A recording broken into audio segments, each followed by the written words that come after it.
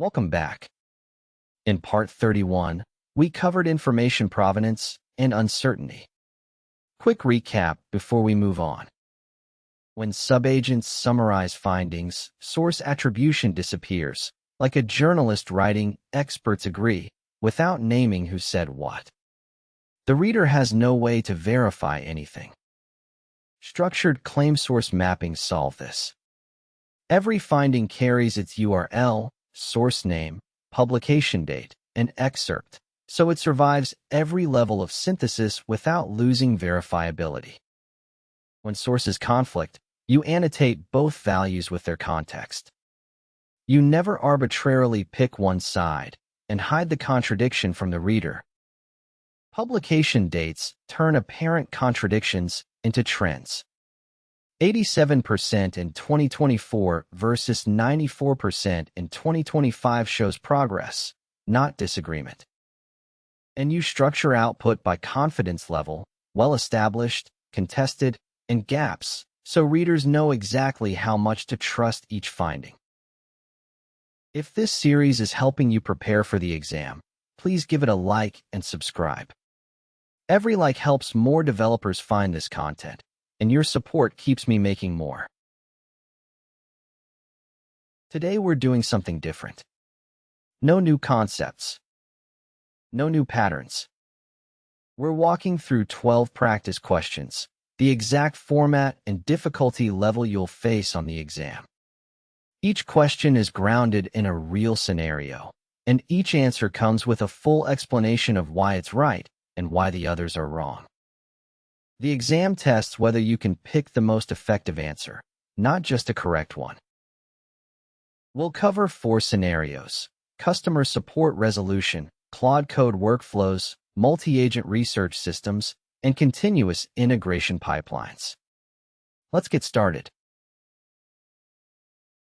Scenario 1. A customer support resolution agent. Question 1. Production data shows the agent skips get_customer entirely in 12% of cases, calling lookup_order using only the customer's stated name. This leads to misidentified accounts and incorrect refunds. What's the most effective fix? The answer is a programmatic prerequisite that blocks lookup_order and process_refund until get_customer has returned a verified customer ID. Prompt instructions are probabilistic, 95 to 99% compliance. Code enforcement is deterministic, 100%. When errors have financial consequences, you need guarantees, not best effort prompts. Question 2. The agent frequently calls get_customer when users ask about orders. Both tools have minimal descriptions. What's the first step? The fix is B. Expand each tool's description with input formats, example queries, and boundaries explaining when to use it versus similar alternatives. Tool descriptions are the primary mechanism LLMs use for selection. When they're minimal, models can't differentiate. Question 3. The agent achieves 55% first contact resolution, well below the 80% target. It escalates straightforward cases while attempting complex situations that need policy exceptions. What's the most effective fix? The answer is add explicit escalation criteria with few-shot examples showing when to escalate versus resolve autonomously. The root cause is unclear decision boundaries. Self-reported confidence fails because LLM confidence is poorly calibrated. The agent is already incorrectly confident on the hard cases. And sentiment doesn't correlate with case complexity. The exam tests this distinction directly. When a question describes a calibration problem, easy cases handled wrong, hard cases handled wrong, the answer is almost always explicit criteria with examples, not a new model or metric. Scenario 2. Code generation with Claude Code. Question 4. You want a custom/review command available to every developer Who clones the repo? Where do you create it? Answer A. In the .claude/commands/directory within the project repository. These commands are version-controlled and automatically available to all developers. The home directory is for personal commands that aren't shared. And Claude.md is for project instructions, not command definitions. Question 5. You're restructuring a monolith into microservices, dozens of files, architectural decisions needed. What's the correct approach? The answer is a interplan mode to explore the codebase, understand dependencies, and design an approach before making changes. Plan mode is designed for tasks involving large-scale changes and multiple valid approaches. Direct execution risks costly rework when dependencies are discovered late. Lock this in. The exam tests plan mode versus direct execution repeatedly. Question 6. Your codebase has distinct areas with different conventions. React components use hooks. API handlers use async/await. Database models follow a repository pattern. Test files are spread throughout the codebase. How do you ensure Claude automatically applies the correct conventions?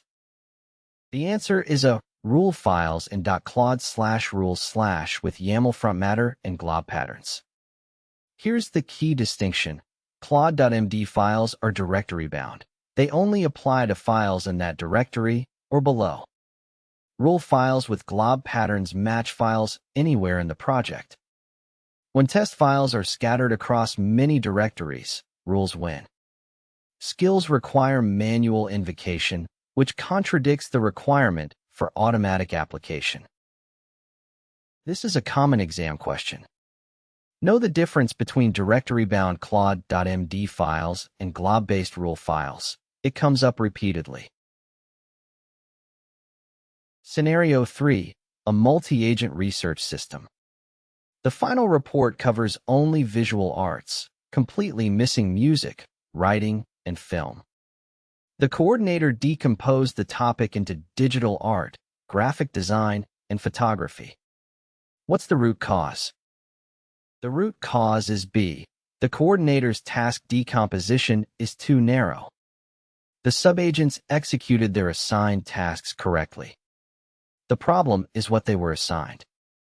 Overly narrow decomposition is a classic multi-agent failure mode. Question 8.